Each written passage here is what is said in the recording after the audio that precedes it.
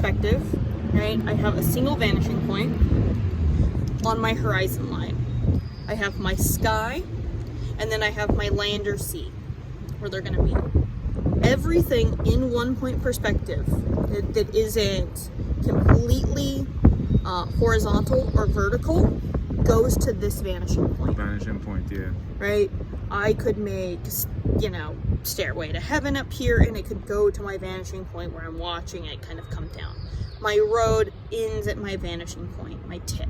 Why you can't use the upside down, the standard V that goes upwards? That's irrelevant, right?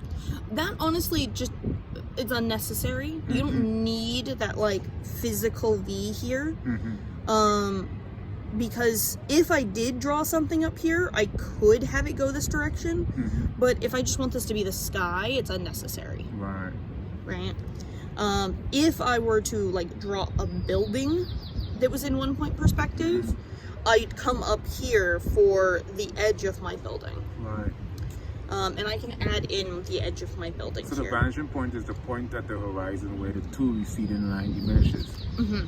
So it's like a geometric reference point before, it's like the geometric foundation for drawing. Yeah. And what it's meant to do is replicate what we see when we're standing somewhere that has a 1 point perspective, like a desert road. Wow.